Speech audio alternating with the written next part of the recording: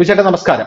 കർണാടക എപ്പോഴും അഴിമതി നിറഞ്ഞ ഒരു സംസ്ഥാനമാണ്. അവിടെ ഭരിക്കുന്ന ഏത് പാർട്ടി ആയിരുന്നാലും ശരി, അത് ബി ജെ പി ആയിരുന്നാലും ശരി തന്നെ, മറ്റു പാർട്ടികളായിരുന്നാലും ശരി തന്നെ, അഴിമതി ഇല്ലാത്ത ഒരു ഭരണം ആ സംസ്ഥാനത്ത് കാഴ്ചവെക്കുക എന്നുള്ളത് അസാധ്യമായിട്ടുള്ള ഒരു കാര്യമാണ്. എല്ലാവർക്കും അറിയാവുന്ന കാര്യമാണ്. കഴിഞ്ഞ തവണ ഭരിച്ചിരുന്ന ബി ജെ പി സർക്കാരായിരുന്നാലും ശരി തന്നെ അഴിമതിയിൽ മുങ്ങിക്കുളിച്ച ഒരു സർക്കാർ തന്നെയായിരുന്നു. അത് കഴിഞ്ഞ് നമുക്കറിയാം, നമ്മുടെ പ്രജ്വൽ രേവണ്ണയുടെ പല വീഡിയോ ദൃശ്യങ്ങളും പുറത്തു വന്നു. അതൊക്കെ വളരെ വലിയ ഞെട്ടിക്കുന്ന സംഭവങ്ങളായിരുന്നു. രാജ്യം മുഴുവൻ ചർച്ച ചെയ്തപ്പോൾ കർണാടകക്കാർ ഇതൊക്കെ കണ്ടത് ചീള് കേസ് എന്നുള്ള രീതിയിലാണ്. കാരണം കർണാടക ഇതൊക്കെ ഒരുപാട് കണ്ടതാണ് എന്നുള്ള രീതിയിലാണ്. യെദ്യൂരപ്പയൊക്കെ അഴിമതിയുടെ കൊടുമുടിയിൽ നിൽക്കുന്ന ആളായിരുന്നു. അങ്ങനെയാണ് യെദ്യൂരപ്പ. അതുകൊണ്ട് കർണാടകക്കാരന് ഇതൊരു പുത്തരിയൊന്നുമില്ല. പക്ഷെ ഇപ്പോ അത്തരത്തിൽ അഴിമതിയുടെ കുംഭകോണം തന്നെ, അതിൽ ഭൂമി കുംഭകോണത്തിൽപ്പെട്ടിരിക്കുന്ന അവിടുത്തെ മുഖ്യമന്ത്രിയായിട്ടുള്ള സിദ്ധരാമയ്യ. സിദ്ധരാമയ്യ അവിടുത്തെ മുഖ്യമന്ത്രിയാണ്. അയാൾ ഭൂമി കുംഭകോണത്തിൽ പെട്ടിരിക്കുകയാണ്. പോരാത്തതിന് ആ ഭൂമി കുംഭകോണത്തിൽ അയാൾ പെടുമ്പോൾ ഗവർണർ അയാളെ പ്രോസിക്യൂട്ട് ചെയ്യാനായിട്ട് അനുമതി കൊടുക്കുകയാണ്. ഗവർണറായിട്ടുള്ള ഗെലോട്ട് ഗെലോട്ട് അദ്ദേഹത്തെ പ്രോസിക്യൂട്ട് ചെയ്യാൻ അനുമതി കൊടുക്കുന്നു. കുറ്റം ബോധ്യപ്പെട്ടെന്നാണ് ഗവർണർ പറയുന്നത്. ഈ അഴിമതിയുടെ ഒരു ആരോപണങ്ങളുടെ ഒരു നാൾ വഴി നോക്കുകയാണെങ്കിൽ അതുകൂടെ പെട്ടെന്ന് പറഞ്ഞു. 2004 ഇയാളുടെ ഭാര്യ സഹോദരൻ BM മല്ലികാർജുൻ മൈസൂരുവിലെ കേസരി ഗ്രാമത്തിൽ 3.16 ഏക്കർ ഭൂമി വാങ്ങുന്നു. 1998 വാങ്ങിയതാണെന്ന് കാണിച്ച് റവന്യൂ ഉദ്യോഗസ്ഥരുടെ ഒത്താശയുടെ കൃത്രിമ രേഖകൾ ഉണ്ടാക്കുന്നു. 2010 മല്ലികാർജുൻ ഈ ഭൂമി പാർവതിക്ക് നൽകി, അതായത് ഭാര്യയ്ക്ക് നൽകി. 2014 സിദ്ധരാമയ്യ മുഖ്യമന്ത്രിയായിരിക്കുമ്പോൾ പാർവതി നഷ്ടപരിഹാരം ആവശ്യപ്പെട്ടു. 2023 ഒക്ടോബറിൽ സിദ്ധരാമയ്യ സർക്കാർ 2 അന്വേഷണങ്ങൾ പ്രഖ്യാപിച്ചു. ഇതാണ് ഇതിന്റെ നാൾ വഴി എന്ന് പറയുന്നത്. അപ്പൊ സ്വാഭാവികമായിട്ടും ഈ സിദ്ധരാമയ്യ ഇപ്പൊ വലിയ കുടുക്കിലോട്ട് പോയിരിക്കുകയാണ്. ഇതിനെ ഇവര് രാഷ്ട്രീയപരമായിട്ട് പ്രതിരോധിക്കുന്നു. കാരണം എന്ത് വന്നാലും രാഷ്ട്രീയമായിട്ട് നമുക്ക് പ്രതിരോധിച്ചല്ലേ പറ്റത്തുള്ളൂ. അങ്ങനെ ബംഗാളിൽ ഇപ്പോ നടക്കുന്ന ഒരു വലിയ പ്രതിഷേധം ഉണ്ടല്ലോ, അതിനെ മമതാ ബാനർജി രാഷ്ട്രീയപരമായിട്ട് പ്രതിരോധിച്ചത് ആർജിക്കർ ആശുപത്രിയിലേക്ക് ഒരു ആക്രമണം അഴിച്ചുവിട്ടിട്ട് ഇത് കമ്മ്യൂണിസ്റ്റുകാരും ബി ജെ പിക്കാരും ചേർന്ന് നടത്തിയ ആക്രമണമാണ്, അവരാണ് ഇതിനെല്ലാം പിന്നിൽ എന്ന് പറഞ്ഞുകൊണ്ടാണ്. പക്ഷെ അത് ഒത്തില്ല എന്ന് നമുക്ക് പറയേണ്ടി വരും. അതുപോലെ ഇയാൾ ഇതിനെ രാഷ്ട്രീയപരമായിട്ട് പ്രതിരോധിക്കാനായിട്ട് ശ്രമിക്കുന്നത് ബി ജെ പിയുടെ ഓപ്പറേഷൻ താമരയാണ് ഇതെന്നാണ് ഇയാൾ പറയുന്നത്. കർണാടക മറിച്ചിടാനായിട്ട് ബി ജെ പി എന്നെ കൊടുക്കാനായിട്ട് പോവുകയാണ്, ഓപ്പറേഷൻ താമര. പക്ഷെ കോൺഗ്രസ്സുകാരൊക്കെ പറയുന്നത് കുടിക്കേണ്ട ആവശ്യമൊന്നുമില്ല, കൊടുക്കാനുള്ള ഒരാൾ അകത്ത് കൂടോത്രമായിട്ട് അകത്തിരിപ്പുണ്ടല്ലോ, DK ശിവകുമാർ എന്നാണ് പറയുന്നത്. എന്താണ് ഇതിന്റെ വസ്തുത? ഇത് ഓപ്പറേഷൻ താമരയാണോ, ഓപ്പറേഷൻ കമലമാണോ, അല്ലെങ്കിൽ ഇത് ഓപ്പറേഷൻ പാർവതി നമ്മുടെ DK ശിവകുമാർ സിദ്ധരാമയ്യക്ക് ഇതേ തുറന്നു വിട്ടതാണ്? എന്താണ് ഈ ദക്ഷിണേന്ത്യയിലെ പൊളിറ്റിക്സില് വളരെ രസകരമായ അല്ലെങ്കിൽ ഒരു മസാല സിനിമ പോലത്തെ പൊളിറ്റിക്സ് ഉള്ള ഒരു ഇടമാണ് കർണാടക. ഇത് തമിഴ്നാടാണെങ്കിൽ ഈ സിനിമാ താരങ്ങൾ രാഷ്ട്രീയത്തിൽ വരുന്നുണ്ട്. പക്ഷെ എല്ലാ ചേരുവകളും ഉള്ള ഒരു സിനിമ പോലെയാണ് എപ്പോഴും നമുക്ക് കർണാടക രാഷ്ട്രീയം ഫീൽ ചെയ്യുന്നത്.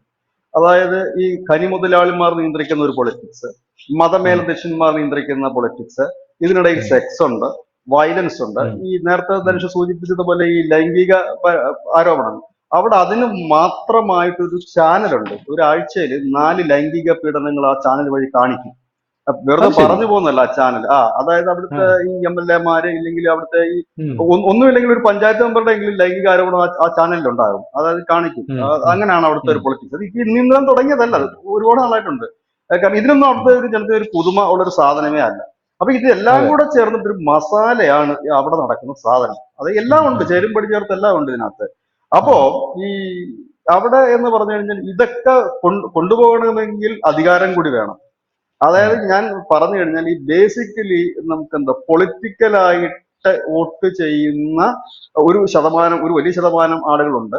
അതിന് മുകളിൽ നമ്മുടെ സംസ്ഥാനം രക്ഷപ്പെടണം. ഇതിനൊക്കെ മുകളിലാണ് ഇത് നിയന്ത്രിക്കുന്ന ഒരു വലിയ ബിസിനസ് ലോബിയുണ്ട്. മുമ്പ് ബെല്ലാരി സഹോദരങ്ങൾ നിയന്ത്രിച്ചിരുന്ന പൊളിറ്റിക്സിൽ നിന്നും മാറി ഇപ്പോൾ പ്രാദേശികമായിട്ടുള്ള ഓരോരോ ബിസിനസ് ഗ്രൂപ്പുകൾ വരാൻ തുടങ്ങി. അതുകൂടാതെ തന്നെ ഈ ലിംഗായത സമുദായങ്ങൾ നിയന്ത്രിക്കുന്ന പൊളിറ്റിക്സ് കൂടാതെ അവർക്കിടയിലുള്ള ഉപജാതികൾ കൂടി ഇപ്പോൾ ഓരോ MLA-മാരെ നിയന്ത്രിക്കുന്ന രീതിയിലേക്ക് മാറിയിട്ടുണ്ട്. പിന്നെ ഇങ്ങനെയുള്ള ഒരു പൊളിറ്റിക്സ് ആണ് അവിടെ. അതുകൊണ്ട് തന്നെയാണ് ഈ ലോക്സഭാ തെരഞ്ഞെടുപ്പിന് മുമ്പ് ശ്രീ കുമാരസ്വാമി ഒരു സ്റ്റേറ്റ്മെന്റ് നടത്തിയിരുന്നു. അദ്ദേഹം പറഞ്ഞത് 60ഓളം കോൺഗ്രസ് MLA-മാർ തങ്ങളുമായി ചർച്ച നടത്തിയിട്ടുണ്ട്. തങ്ങളും BJP-യും എല്ലാം കൂടെ ഈസി ആയിട്ട് അവർക്ക് ഭരിക്കാൻ പറ്റും. BJP-യും ഈ കോൺഗ്രസിന്റെ MLA-മാരും കുറെ അധികം MLA-മാരും JDS-ഉം കുമാരസ്വാമിയുടെ പാർട്ടിയിലാണ് ചിലപ്പോൾ അവർക്ക് ഈസി ആയിട്ട് ഭരിക്കാൻ പറ്റും. അങ്ങനെ ഭരിക്കുമെന്ന് അവർ പറയുന്നു. അതിനുശേഷം ഈ DK ശിവകുമാറിനെതിരെ കേസുകൾ വരുന്നു. BJP ഏറ്റവും കൂടുതൽ അറ്റാക്ക് ചെയ്തിരുന്ന വ്യക്തിയായിരുന്നു DK ശിവകുമാർ. പെട്ടെന്ന് തന്നെ BJP അത് സ്റ്റോപ്പ് ചെയ്യുന്നു. DK ശിവകുമാറിന്റെ വിഷയങ്ങളിൽ അത് സ്റ്റോപ്പ് ചെയ്യുന്നു. കർണാടക വളരെ രസകരമായ പൊളിറ്റിക്സ് ആണ് കർണാടകത്തിൽ. പെട്ടെന്ന് തന്നെ ഈ DK ശിവകുമാർ ഇവിടെ ഒരു ശത്രു അല്ലാതായി മാറുകയാണ്. ഈ ഛത്രമല്ലാതായി മാറുന്നു. ഈ പ്രജ്വൽ രേവണ്ണയുടെ കേസിൽ ഉൾപ്പെടെ DK കുറെ സോഫ്റ്റ് കോർണർ എന്ന നിലയിൽ കുറെ പ്രസ്താവന നടത്തുന്നു. ഇതേ ഉം, അവസരത്തിൽ കാണുന്ന മറ്റൊരു നീക്കം, ഈ യെദ്യൂരപ്പ സിദ്ധരാമയ്യക്ക് അനുകൂലമായ ചില സ്റ്റേറ്റ്മെന്റുകൾ ഇറക്കുന്നു. ഉം, ഉം, ഉം. അതിനുശേഷം പിന്നെ നമ്മൾ കേൾക്കുന്നത് ഈ കണ്ണൂർ മേഖലയിൽ എവിടെയോ കൂടോത്രം നടന്നു എന്നുള്ളൊരു സാധനമാണ്. കൂടോത്രം അതെ എന്ന് അതെ പറഞ്ഞു അതെ. കഴിഞ്ഞാൽ ഈ കർണാടക രാഷ്ട്രീയത്തിലൊന്നും ഒഴിച്ചു, എന്ന് കേരള രാഷ്ട്രീയത്തിൽ പോലും കണ്ണൂരിലെ ഒഴിച്ചുകൂടാ രാജരാജേശ്വര ക്ഷേത്രത്തില്. എന്നാണ് പറയുന്നത്. എന്ന ഒരു വലിയ ആരോപണം അന്വേഷണമൊക്കെ നടന്നു. ഈ കൂടോത്രം പ്രത്യേകിച്ച് ഈ രാഷ്ട്രീയത്തിൽ ഒഴിച്ചുകൂടാൻ പറ്റാത്ത ഒരു പ്രധാന സാധനമാണ്. ഇതെല്ലാം ഉണ്ടെങ്കിലും കൂടോത്രം ഒരു പ്രധാന ഇതാണ്, പ്രത്യേകിച്ച് കർണാടകത്തിലെ. ഉം, അതിന്റെ അതെ. അന്വേഷണം, ഈ കൂടോത്രത്തിന്റെ കഥ വന്നപ്പോൾ തന്നെ ഒരു കാര്യം നമുക്കെല്ലാം വ്യക്തമായിരുന്നു. കാരണം ഈ സർക്കാരിനെ അട്ടിമറിക്കാൻ എവിടേക്കോ നീക്കം നടക്കുന്നുണ്ട്. സിദ്ധരാമയ്യയുടെ ഉം, ഉം, സർക്കാരിനെ അട്ടിമറിക്കാൻ നീക്കം ഉം, നടക്കുന്നുണ്ട്. ഉം, അതിന്റെ ഒരു ഭാഗത്ത് നിൽക്കുന്നത് DK ശിവകുമാറാണ്. DK ഉം, ശിവകുമാറും സിദ്ധരാമയ്യയും തമ്മിൽ വലിയ ശത്രുതയിൽ മുൻപോട്ട് പോകുന്ന രണ്ടുപേരാണ്. കാരണം DK ഉം, ശിവകുമാറിന് മുഖ്യമന്ത്രി ആകേണ്ടതാണ് ഈ 2 വർഷം കഴിയുമ്പോൾ. അതിന്റെ ഉം, തടയിടുകയാണ് സിദ്ധരാമയ്യ ചെയ്യുന്നത്. അപ്പോൾ ഉം, സിദ്ധരാമയ്യ DK ശിവകുമാറിനെ മുളയിലേ എന്നുള്ള അതിന്റെ തടയിടാൻ ഉം, ഒതുക്കാൻ വേണ്ടി കൂടോത്രം ചെയ്തു എന്നുള്ള ആംഗിളിലാണ്. അപ്പോൾ എന്തുകൊണ്ട് ഉം, ഒതുക്കുന്നു എന്നൊരു ചോദ്യം വരും. എന്തിനാണ് സ്വന്തം പാർട്ടിയിൽ ഉം, ശക്തനായ ഒരു നേതാവിനെ മുഖ്യമന്ത്രി ഒതുക്കാൻ ഉം, ശ്രമിക്കുന്നത് എന്ന് ചോദ്യം ഉം, വരുമ്പോഴാണ് ഇതെല്ലാം കൂടെ നമുക്ക് ലിങ്ക് ചെയ്ത് വരുന്നത്. അതായത് ഉം, DK ശിവകുമാർ അടുത്ത മുഖ്യമന്ത്രിയാകാൻ നീക്കം നടത്തുന്നു, ഒരു അട്ടിമറി ശ്രമം നടത്തുന്നു. ഇതിന് പിന്തുണയുമായിട്ട് കുമാരസ്വാമിയും BJP കൂടെ നിൽക്കുന്നു. BJP ഉം, സംബന്ധിച്ച് കർണാടകത്തിൽ അവർ ഒരിക്കലും നേരെ ചൊവ്വേ ഭരിച്ചിട്ടില്ല. കാരണം അവർ ഇതുപോലെ ഈ പിന്നെ ജനതാദളുകാരെയും കോൺഗ്രസ്സുകാരെയൊക്കെ മറുകണ്ഠം ചാടിച്ചാണ് ഭരിക്കുന്നത്. നേരത്തെ ധനുഷ് അതെ അതെ. പറഞ്ഞ ഒരു ഉം, കാര്യം എന്ന് പറഞ്ഞാൽ അവിടെ അഴിമതി മുങ്ങിക്കുളിച്ച് നിൽക്കുന്ന ഭരണമാണ്. എങ്ങനെ അഴിമതി ഉം, നടത്താതിരിക്കും? കാരണം ഈ കംപ്ലീറ്റ് എണ്ണത്തിന് ചാക്കിട്ട് പിടിക്കുന്നതിന്റെ ഒരു എമൗണ്ട്, ഈ ചാക്കിട്ട് പിടിച്ചു ഉം, കഴിഞ്ഞ് ഇവര് കാണിക്കുന്ന വൃത്തികേടുകൾ, അതിനെല്ലാം അതെ ഇവരെല്ലാം അതെ. കണ്ണടച്ചു കൊടുക്കേണ്ടതായിട്ടുണ്ട്. ഇത് കോൺഗ്രസ് ഉം, ആയാലും ഈ കുമാരസ്വാമി ആയാലും അതുപോലെ തന്നെ BJP ആയാലും ഇതിൽ നിന്ന് BJP. വ്യത്യസ്തമെന്ന് നമുക്ക് പറയാൻ പറ്റില്ല. BJPയിലൊക്കെ ഉം, നേതാക്കന്മാരുണ്ട്, ഒരു പിടി നല്ല മന്ത്രിമാരും നേതാക്കന്മാരും ഒക്കെ ഉണ്ട്. ഉം, ഉം, BJPയുടെ ഈ കഴിഞ്ഞ പ്രാവശ്യത്തെ ചീത്തപ്പേര് മുഴുവൻ കേൾപ്പിച്ചു കൊടുത്തത് ഈ പിന്നെ JDS നിന്നും കോൺഗ്രസിൽ നിന്നും ഒക്കെ അവർ ചാടിച്ചുകൊണ്ടുവന്ന MLA തന്നെ. ഇവർ ഉം, വരുമ്പോൾ കുറെ ഓഫറുകൾ വെക്കുന്നുണ്ട്. ആ ഓഫറുകൾ അവർക്ക് ഉം, അംഗീകരിച്ച് കൊടുക്കാതിരിക്കാൻ കഴിയില്ല. ആ രീതിയിലാണ് അവിടെ കാര്യങ്ങൾ പോകുന്നത്. എനിക്ക് തോന്നുന്നു അവിടെ ഉം, ഉം, കുറച്ചാൾ നമ്മുടെ ഈ കുമാരസ്വാമി മുഖ്യമന്ത്രിയായിരുന്ന സമയത്ത് പുള്ളി ഉം, മുഖ്യമന്ത്രി പദം പോലും ഈ ആൾക്കാർക്ക് കൊടുക്കാൻ തയ്യാറായിട്ട് നിൽക്കുകയായിരുന്നു, ഈ ബിസിനസ്സുകാർക്കും മറ്റും. അതേ രീതി ഒരു കുത്തഴിഞ്ഞ ഒരു സർക്കാർ ഉണ്ടോ എന്ന് പോലും നമുക്ക് സംശയം ഉണ്ടാകുന്ന രീതിയിൽ. അപ്പൊ ഏതായാലും ഉം, കർണാടകത്തിൽ അധികം വൈകാതെ തന്നെ ഒരു ഭരണമാറ്റം ഉണ്ടാകും എന്നുള്ള കാര്യത്തിൽ യാതൊരു സംശയമില്ല. കാരണം ഈ ഉം, മന്ത്രിമാരാകാനായിട്ട് തയ്യാറെടുക്കുകയും മന്ത്രിസ്ഥാനം കിട്ടാതെ പോവുകയും ചെയ്ത ഒരു വിഭാഗം, അതുകൂടാതെ ഉം, തന്നെ ഈ സമുദായത്തിനിടയ്ക്ക് തന്നെ വലിയ സ്പ്ലിറ്റ് ഇവർക്കെതിരെ ഉണ്ട്. കാരണം കഴിഞ്ഞ ഉം, പ്രാവശ്യം ഈ BJP തോക്കാനുണ്ടായ പ്രധാന വശം BJPക്കുള്ളിലെ ഗ്രൂപ്പിസമായിരുന്നു.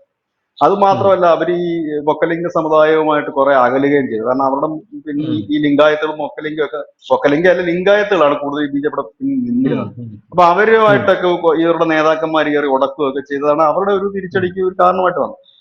ഭരണം മാറും കർണാടകത്തിൽ എന്നുള്ള കാര്യത്തിൽ യാതൊരു സംശയമില്ല. അത് എപ്പോ മാറുമെന്നുള്ളതേ ഉള്ളൂ. ഇനി അതിന് ഈ BJPയുടെ അവിടുത്തെ ഒരു ലൈൻ ഇവര് ഞാൻ പറഞ്ഞില്ലേ, ഒരു കർണാടക ഒരു ഫണ്ടിങ് സ്റ്റേറ്റ് ആണ്, ഈ മഹാരാഷ്ട്ര പോലെ തന്നെ.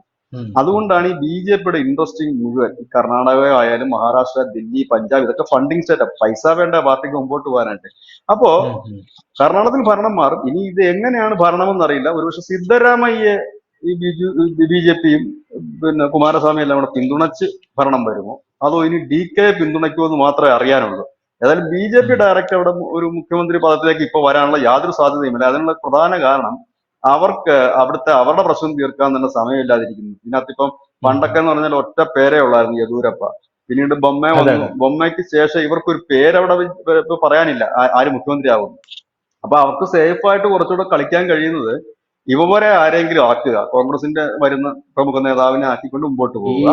BJPയില് അതല്ലെന്നുണ്ടെങ്കിൽ നമ്മുടെ കുമാരസ്വാമിയെ. തേജസ്വി സൂര്യ ഒരു യുവ നേതാവല്ലേ, അയാള് സാധ്യത ഭാവിയിൽ സാധ്യത മുഖ്യമന്ത്രി. സാധ്യത വളരെ കുറവാണ്. ഞാൻ പറഞ്ഞില്ലേ, ഈ തേജസ്വി സൂര്യക്ക് ഇനി ഭാവിയിൽ മുഖ്യമന്ത്രി ആകണമെന്നുണ്ടെങ്കിൽ കർണാടക പൊളിറ്റിക്സ് മുഴുവൻ അടിച്ച് കഴുകി ചാണകം തളിക്കേണ്ടി വരും, എല്ലാ പൊളിറ്റിക്സിലും. ഉം, കാരണം ഉം, തേജസ്വി സൂര്യ ഒന്ന് ചെറുപ്പമാണ്. ഈ കാസ്റ്റ് ഒരു വലിയ പ്രശ്നമാണ് ധനുഷേ, കാസ്റ്റും ഉം, മറ്റുള്ളത്. ആ ഒരു ലെവലിലേക്കൊന്നും കയറി വരാൻ വലിയ പ്രയാസകരമാണ്. ഇപ്പൊ ഉടനെ ഒന്നും അത് നടക്കുന്നില്ല. ഇല്ലെങ്കിൽ പിന്നെ നല്ല ഉം, സംശുദ്ധമായ ഒരു രാഷ്ട്രീയം വരുമ്പോൾ ഈ തേജസ്വി സൂര്യ പോലുള്ള യുവാക്കളിൽ ജനങ്ങൾ വലിയ പ്രതീക്ഷ അർപ്പിച്ച് മുൻപോട്ട് പോകുന്ന ഒരു ഉം, അവസ്ഥ വരും. ഇപ്പൊ നിലവിലത്തെ ഉം, സാഹചര്യം ഈ സർക്കാർ ഈ അവരുടെ തമ്മിൽ മൂലം പിളരുകയും അതിനകത്തൊരു വിഭാഗത്തെ കൂട്ടിക്കൊണ്ട് BJP ഭരിക്കാനും സാധ്യതകൾ ഏറെയാണ്. ഉം, അങ്ങനെയെങ്കിൽ ഈ പറയുന്ന കുമാരസ്വാമി കേന്ദ്രമന്ത്രി പദം രാജിവെച്ചിട്ട് മുഖ്യമന്ത്രിയാകും. ഈ കോമൺ ഫോർമുല ഉണ്ടാവുമല്ലോ. ഇപ്പൊ കോൺഗ്രസ് നിന്ന് കുറെ പേര് അടർന്നു വരുന്നു. BJPക്ക് ആണെന്നുണ്ടെങ്കിൽ ഈ ഉം, മഹാരാഷ്ട്ര കളിച്ച കളിയാണ്. കാരണം അവരിപ്പോ നേരിട്ട് കയറി ഇരുന്ന് നാറുന്നതിലും ഭേദം പിന്താങ്ങി നാറുക എന്നൊരു രീതിയിലേക്ക് അവർ മാറും. വേറൊരുത്തന്റെ മുതുകത്തേക്ക് ഇരിക്കും. മഹാരാഷ്ട്ര നടക്കുന്ന പണി അതാ. ഷിൻഡെ ആണ് ഈ മുഴുവൻ പാവഭാരം ഏൽപ്പിച്ചിട്ട് ഇവര് മാറി നിൽക്കും. അതേപോലെ അവരങ്ങനെ ചെയ്യാൻ സാധ്യത. ഫലത്തിൽ അവരുടെ ഭരണമാണ് എങ്കിൽ പോലും ഈ ഇങ്ങനെ ഒരു സാധ്യതയുണ്ട്. ഇതിനകത്ത് ഡി കെ ആണോ സിദ്ധരാമയ്യ ആണോ എന്നുള്ളതാണ്. ബി ജെ പിക്ക് അകത്ത് തന്നെ രണ്ട് അഭിപ്രായമാണ്. ഈ ഡി കെയുടെ കൂടെയും സിദ്ധരാമയ്യയുടെ കൂടെയും രണ്ട് വിഭാഗമായിട്ട് അവരും നിൽക്കുന്നു. അങ്ങനെ മൊത്തത്തിൽ കലങ്ങി മറിഞ്ഞ് നിൽക്കുന്ന അവസ്ഥ. ബി ജെ പിക്ക് ഇനി കുമാരസ്വാമിക്ക് തന്നെയല്ലേ? എനിക്ക് അയാളോട് ഭയങ്കര അസൂയാണ് ബിജുചേട്ടാ, സീരിയസ്ലി. കാരണം അയാള് കർണാടകയിൽ കോൺഗ്രസിന്റെ മുഖ്യമന്ത്രിയായിട്ട് കുറെ കാലം ഇരുന്നു. അതിനുശേഷം അയാള് മുഖ്യമന്ത്രി സ്ഥാനം പോയി. അവിടെ ബി ജെ പി ഭരണം പിടിച്ചപ്പോ ഞാൻ വിചാരിച്ചു ഇയാളെ കാര്യം കട്ടപ്പുകയായെന്ന് വിചാരിച്ചു. അതിനുശേഷം അയാളിപ്പോ കേന്ദ്രമന്ത്രിയായിട്ട് ഇരിക്കുകയാണ്. മൈ ഗോഡ്, അതും നരേന്ദ്രമോദി മന്ത്രിസഭയിൽ. എന്തൊരു തലമുറയുള്ള മനുഷ്യനല്ലേ, പറയാതിരിക്കാൻ നിർത്തിയില്ല. തലവരല്ല, അദ്ദേഹത്തിന്റെ അച്ഛൻ രാജ്യം ഭരിച്ചതല്ലേ, പ്രധാനമന്ത്രിയല്ല ഗൗഡ. അപ്പോ ഇത് എന്ന് വെച്ച് കഴിഞ്ഞാൽ അതായത് അവർക്ക് ഏറ്റവും അവരുടെ ഈ സമുദായം അവരുടെ പിന്നിൽ സ്ട്രോങ് ആണ് എല്ലാ ഘട്ടത്തിലും. അതായത് ഇവിടെ വലിയ ബി ജെ പിയുടെ തരംഗം ഉണ്ടായ സമയത്ത് പോലും നിയമസഭയിൽ, ഞാൻ പറയുന്നത് പാർലമെന്റിലല്ല, നിയമസഭയിൽ പാർലമെന്റിൽ അവർക്ക് 2-3 സീറ്റൊക്കെ കഴിഞ്ഞ് കുറെ കാലമായിട്ട് കിട്ടാറുള്ളൂ. പക്ഷെ നിയമസഭയിൽ അവർക്കൊരു മിനിമം ഒരു 20 സീറ്റ് മിനിമം അവർക്ക് കിട്ടും. നമ്മുടെ ഈ കേരളത്തിലെ മുസ്ലിം ലീഗിന്റെ കാര്യം പറയുകയാണെങ്കിൽ എങ്ങനെ കളിച്ചു കഴിഞ്ഞാലും ഏത് തരംഗം വന്നാലും അവർക്കൊരു 19-20 സീറ്റ് കിട്ടും. അതുപോലെ തന്നെ യുവവർക്കും ഒരു 19-20 സീറ്റ് എങ്ങനെ പോയാലും കിട്ടും. ഇവരുടെ സമുദായം ഓൾഡ് മൈസൂറൊക്കെ ഇവരുടെ ഒരു ശക്തി കേന്ദ്രമാണ്, ഇന്നും മാറിയിട്ടില്ല. ഒരുപക്ഷെ ഈ കുമാരസ്വാമിയുടെ ഒക്കെ കാലശേഷം അതിന് മാറ്റം വല്ലതും വരുമോ എന്നറിയില്ല. ഏതായാലും വളരെ ഇതാണ്. അപ്പൊ ഇത്രയും ഒരു സീറ്റ് ഉള്ളത് ഈ കർണാടക പൊളിറ്റിക്സിൽ വളരെ ഇമ്പോർട്ടന്റ് ആണ്. ഇത് ചെറിയ സീറ്റിലല്ലേ. ഈ കർണാടകത്തിൽ ഇപ്പൊ 2 സീറ്റ് ഉള്ളവനും വളരെ നിർണായകമായ പാർട്ടി തന്നെയാണ് കർണാടകത്തെ സംബന്ധിച്ച്. ഇപ്പൊ വരാൻ പോകുന്ന ഇതാണ്, ഈ പൊളിറ്റിക്സിൽ ഒരു വലിയ ഇത് നടക്കും. ഇപ്പോൾ നടക്കുന്ന ഇതിനകത്ത് ഒരു കളി ഇപ്പൊ നടന്നിട്ടുണ്ട്. ഇതിനകത്ത് അത് നിയമപരമാണോ അല്ലയോ എന്നുള്ളത് വേറെ വശം. എങ്കിൽ പോലും ഇപ്പോൾ ഈ അഴിമതി ആരോപണങ്ങൾ വന്നതിനെ തുടർന്ന് മുഖ്യമന്ത്രിയെ ചോദ്യം ചെയ്യാനുള്ള ഗവർണറുടെ ഒരു പുതിയ ഉത്തരവ് വന്നിട്ടുണ്ട്. അപ്പൊ അതിന്റെ അർത്ഥം ഒരു ഭാഗത്ത് നിന്ന് ഈ അഴിമതി ആരോപണം ഉയർന്നു വരുന്നു, മറുഭാഗത്ത് ബി ജെ പി ഇറങ്ങി കളിക്കുന്നു എന്ന് വേണം തന്നെ പറയാൻ. ഗവർണർ അങ്ങനെ ഒരു സ്റ്റേറ്റ്മെന്റ് കൊടുക്കുന്നു.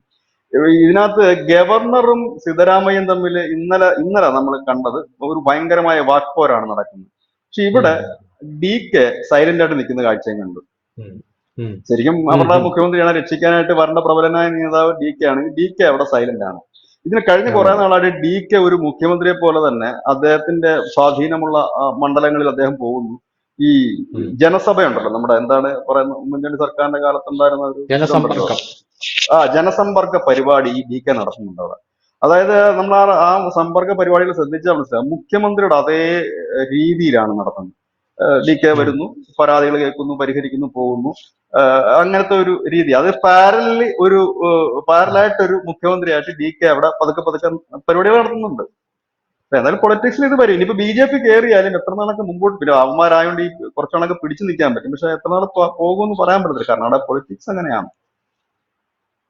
എന്ത് തന്നെയായിരുന്നാലും ഭൂമി കുംഭകോണത്തിൽ സിദ്ധരാമയ്യ കുടുങ്ങും എന്നാണ് പല മാധ്യമങ്ങളും അടിച്ചിരിക്കുന്നത്. പക്ഷെ നമുക്ക് വ്യക്തമായിട്ട് അറിയാം സിദ്ധരാമയ്യ കുടുങ്ങുമെന്നല്ല. കർണാടക ഇതൊക്കെ എത്ര കണ്ടതാണ്. പ്രജ്വൽ രേവണ്ണയുടെ കാര്യം വളരെ കൗതുകമല്ലേ. ഈ പ്രജ്വൽ രേവണ്ണയുടെ വീഡിയോ ആരാ പുറത്തുവിട്ടത്? ബി ജെ പി ആണ് പുറത്തുവിട്ടത്. അവരുടെ നേതാവ് പുറത്തുവിട്ടത്. അത് കൂട്ടുകക്ഷിയാ, സഖ്യകക്ഷിയാണ്. ഇത് പ്രജ്വൽ രേവണ്ണയുടെ ഡ്രൈവർ കൊണ്ട് നേപ്പിക്കുന്നത് ഈ ഹാസനിലുള്ള ബി ജെ പിയുടെ നേതാവിനെ. പുള്ളി അപ്പോൾ തന്നെ പത്രങ്ങളെ വിളിച്ചിട്ട് ഈ വീഡിയോ എല്ലാം അവിടെ കൊടുക്കുകയായിരുന്നു. അങ്ങനെ അവർ തമ്മിൽ ഉടക്കുണ്ട്. ഞാനത് പറഞ്ഞത് കർണാടക പൊളിറ്റിക്സ് രസവും കൗതുകരമാണ്. എല്ലാം ഉണ്ട്, സെക്സും വയലൻസ് കോമഡി എല്ലാം ഉള്ള സാധനം. ബിജേട്ടൻ പറഞ്ഞ പോലെ ഇത്രയും വലിയ ഒരു മാസ് മസാല, ഒരു സർട്ടിഫിക്കറ്റ് കൊടുക്കേണ്ട ഒരു സിനിമ പോലെയാണ് കർണാടക പൊളിറ്റിക്സ്. അതിനകത്ത് സെക്സും വയലൻസും കോമഡി മാത്രമല്ല, ദുർമന്ത്രവാദം, ഹൊറർ വരെ ഉണ്ട്. നമ്മൾ മനസ്സിലാക്കണം. ഈ ഹൊററുള്ള ഒരു പൊളിറ്റിക്സ് നമ്മൾ കണ്ടിട്ടേ ഇല്ല. ഹൊററൊക്കെ വരികയാണെങ്കിൽ ഏറ്റവും കൂടുതൽ വരേണ്ടത് ഉത്തർപ്രദേശിലും ഉത്തരാഖണ്ഡിലൊക്കെയാണ്. പക്ഷെ അവിടെ പോലും അതൊന്നും ഇല്ല എന്നുള്ളതാണ്. കർണാടകയിലാണ് ഇത് ഏറ്റവും കൂടുതൽ നമുക്ക് കാണാനായിട്ട് സാധിക്കുന്നത്. പക്ഷെ നമ്മുടെ കേരളത്തില്, തമിഴ്നാട്ടിലൊക്കെ നോക്കിക്കഴിഞ്ഞാൽ, ചേട്ടൻ ആദ്യം പറഞ്ഞ പോലെ തമിഴ്നാട്ടില് ഈ സിനിമാക്കാരാണ് ഏറ്റവും കൂടുതൽ പൊളിറ്റിക്സിൽ വരുന്നത്. എന്നിരുന്നാൽ പോലും അവിടെ ഒരു പ്രത്യേക ഒരു സദാചാരവാദമുണ്ട്. കാരണം ഭാര്യ, മക്കൾ, കുട്ടികൾ. പക്ഷെ കർണാടക പൊളിറ്റിക്സിൽ അങ്ങനെയുള്ള യാതൊരു സെന്റിമെന്റ്സോ എലമെന്റ്സോ ഒന്നുമില്ല. യഥാർത്ഥത്തിൽ നമ്മൾ KGF സിനിമ എങ്ങനെയാണോ കണ്ടത്, ആ സിനിമയിലുള്ള പോലെ അസ്വാഭാവികമായിട്ടുള്ള പല കാര്യങ്ങളുമാണ് കർണാടക പൊളിറ്റിക്സിൽ സംഭവിക്കുന്നത്. ഉദാഹരണത്തിന് KGF സിനിമയിൽ നമ്മൾ കാണുന്നത് ഈ രാജ്യം മുഴുവൻ ഒരു കോൾ മൈൻ കൊണ്ട് അടക്കി ഭരിക്കുന്ന ഇന്ത്യൻ പാർലമെന്റിനകത്ത് കയറി അവിടെയുള്ള കേന്ദ്രമന്ത്രിയെ വെടിവെച്ച് കൊല്ലുന്ന നായകനെയാണ് നമ്മൾ കണ്ടത്. കേന്ദ്രമന്ത്രിയെ വെടിവെച്ച് കൊന്ന ശേഷം കേന്ദ്രമന്ത്രി ഹാർട്ട് അറ്റാക്കിൽ മരിച്ചു എന്ന് വരുത്തി തീർക്കുന്ന നായകൻ. അതുപോലെ തന്നെയാണ് കർണാടക പൊളിറ്റിക്സ്. ഇപ്പൊ നമ്മൾ കാണുന്ന ഈ ഭൂമി കുംഭകോണം എന്നൊക്കെ വലിയ മാധ്യമങ്ങൾ എഴുതുമെങ്കിൽ നാളെ പറയും സിദ്ധരാമയ്യ പാവമാണ്, പഞ്ചപാവമാണ്, തങ്ക കട്ടിയാണ്, തങ്ക കമ്പിയാണെന്നൊക്കെ പറയും. അത് നമ്മൾ വിശ്വസിച്ചോളാം എന്നുള്ള രീതിയിലാണ് കർണാടക പൊളിറ്റിക്സ്. അപ്പൊ ഇതൊരു ഓപ്പറേഷൻ താമരയാണോ, DK ശിവകുമാർ അഴിച്ചുവിട്ട ഓപ്പറേഷൻ പാർവതിയാണോ സിദ്ധരാമയ്യക്കെതിരെ എന്നുള്ളത് നമുക്ക് കണ്ടു തന്നെ അറിയണം. DK ശിവകുമാർ ഉറപ്പായിട്ടും ഒരു മുഖ്യമന്ത്രി സ്ഥാനം ആദ്യം തന്നെ ആഗ്രഹിച്ചിരുന്നു. അതിനെ ഓവർടേക്ക് ചെയ്താണ് സിദ്ധരാമയ്യ വന്നത്. DK ശിവകുമാർ ആ സമയത്ത് BJP-യിലേക്ക് വരുന്നുവെന്നും കോൺഗ്രസ് വിടുന്നുവെന്നും ഒക്കെ പല അഭ്യൂഹങ്ങൾ ആ സമയത്ത് പരന്നിട്ടുണ്ടായിരുന്നു. പക്ഷെ അതൊക്കെ മാറ്റി നല്ല വെച്ചുകൊണ്ട് നേതാവാണ്. പാർട്ടിയുടെ അച്ചടക്കമുള്ള പ്രവർത്തകനായിട്ട് ഞാൻ നിന്നോളാം എന്ന് പറഞ്ഞ് അന്ന് ഹൈക്കമാൻഡ് ഒക്കെ വന്ന് പുള്ളിയുടെ കാല് പിടിച്ചെന്ന് തോന്നുന്നു. അങ്ങനെ ഉപമുഖ്യമന്ത്രി സ്ഥാനം ഏറ്റെടുക്കുകയായിരുന്നു. പക്ഷെ ഇപ്പോ ഇങ്ങനെ പാർട്ടിക്ക് ഒരു പ്രതിസന്ധി ഉണ്ടാക്കും എന്ന് ആരും വിചാരിച്ചില്ല. വരും ദിവസങ്ങളിൽ ഇതിന്റെ ഗതി എന്താവും നമുക്ക് കണ്ടു തന്നെ അറിയാം. Thank you Bishar.